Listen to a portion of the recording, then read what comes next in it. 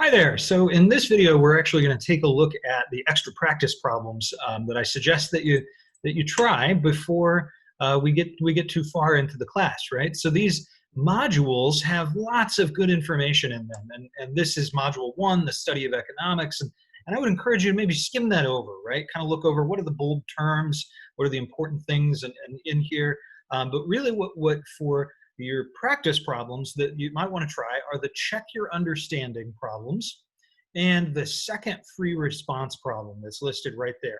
Now, the multiple choice questions, those are the ones that are going to appear on the quizzes, right? So those you're going to want to look at, but you don't have to do those if you want to submit this work for bonus credit. And this first free response question, the answer is already there in your book, so you don't need to rewrite the answer for that to get bonus credit. Over the years, I've had students do that for 50 different assignments, and then eventually they realized they didn't have to. So just so you know, you don't have to do that first free response, but it is useful to look at it, right? Now, let's take a look at these check your understanding problems. Remember, you have access to this PDF, so you can work through these. I'm going to work through these here on the document camera. So without further ado, right, let's just say module one, and we'll say check your understanding.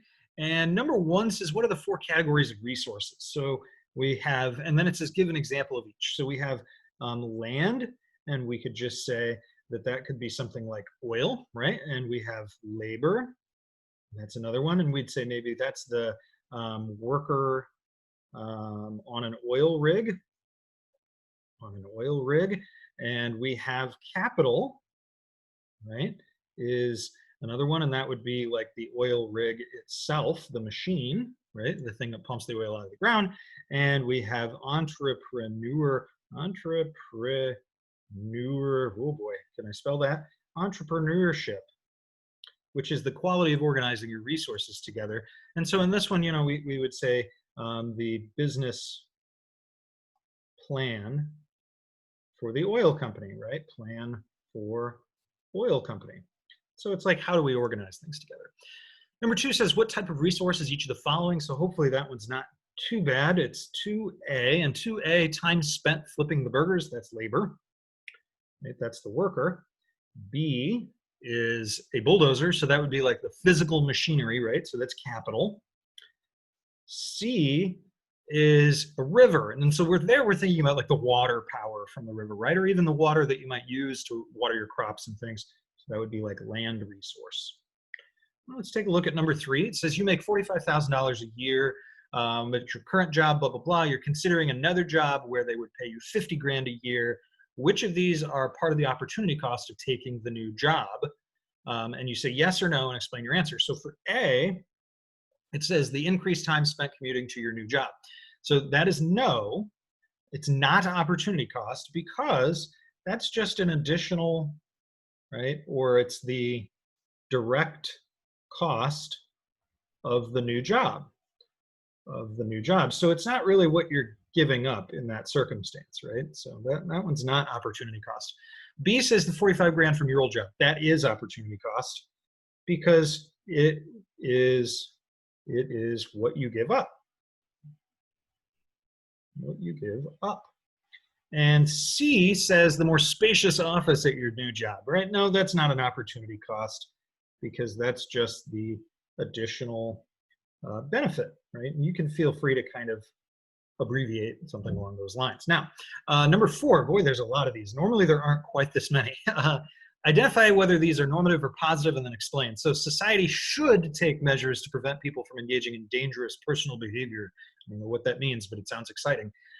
Should be the tip-off to the fact that that one is normative, because it's a should statement, right? Normative because it's an opinion. It's an opinion. It's like, hey, we have this fact, and we're going to extrapolate from it to say we should do something. B says people who engage in dangerous personal behavior impose higher costs on society through higher medical costs. And that is a fact, right? That's true. So if you smoke, if you drink, if you do risky personal behaviors, those things impose higher medical costs. So we would say that that is a positive statement, because it's a fact, right? So that's kind of the distinction between the two. Now I'm going to go through these multiple choice questions. I'm just going to write the letters on here. Again, you don't have to do that to get the bonus credit for these, but so I'm just going to put a little box off to here, and say multiple choice, and we'll say number 1. Which of the following is an example of a resource? So we've got petroleum, that's a resource. It's part of the land resource. We actually identified that up here.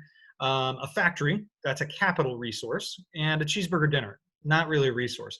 Some people might say, well, it's a resource for the workers, Mr. G. No, because it's not actually an input to producing something else. That's what resources are. They're factors used to make something else. That's literally factor, comes from facere, the Latin to make, right? So it's something that you're making something else with. So we would say 1 is D, 1 and 2 only. Number 2, which of the following represent resource scarcity? Rapidly growing economies experience increasing levels of water pollution. So in this one, it's bad, right? You wouldn't say necessarily that that's a good thing. And maybe if the phrasing was a little different and specifically said like that they run out of water, then we might actually talk about it in resource scarcity in that sense. And personally, if this is on a quiz, I'm going to tweak the language to make it really clear, because I think number 1 could go either way. Number 2, there's a finite amount of petroleum in the physical environment. That's 100% resource scarcity. And 3, cassette tapes are no longer produced. That's not really resource scarcity. Number 1, because cassette tapes aren't really a resource per se, at least in most people's sense. And number 2, there has to be this demand for the product, right? It has to be desirable. So just the fact that people don't make them anymore doesn't necessarily mean that it's resource scarcity. So for this one, I'm just going to give you the answer of just saying I think that it's 2 only. That to me is the best answer. Now let's take a look at number 3. Suppose you prefer reading a book you already own to watching TV, and you prefer watching TV to listening to music. So you have this like order of things you like to do.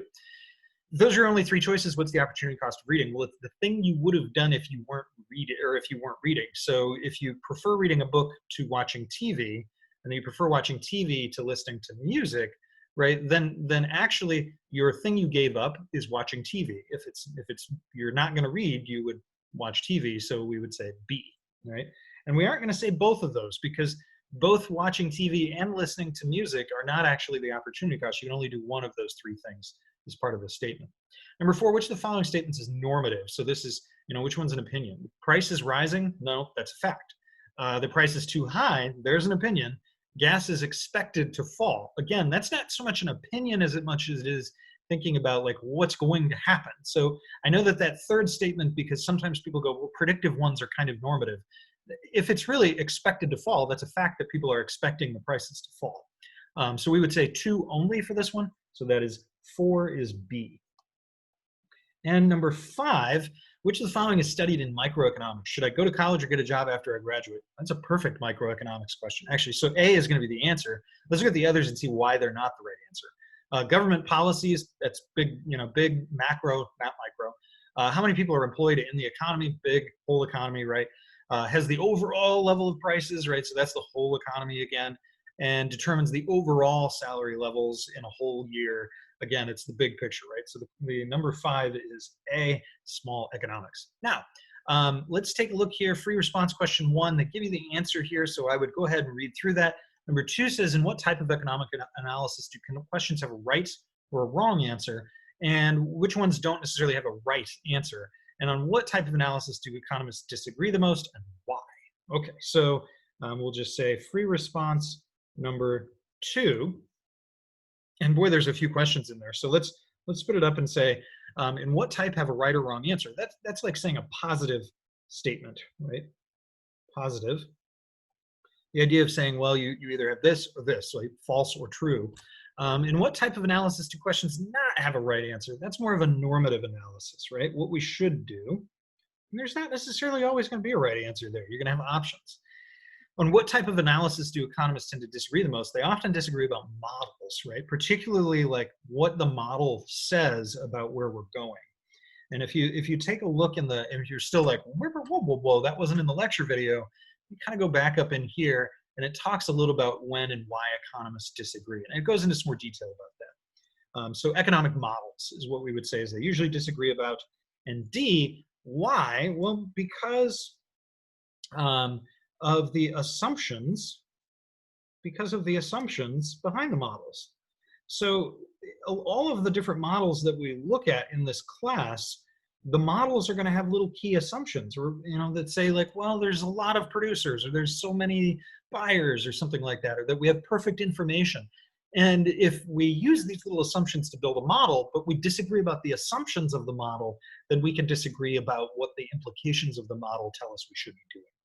So anyways, I hope that this helps you with module number 1, and I'll see you next time.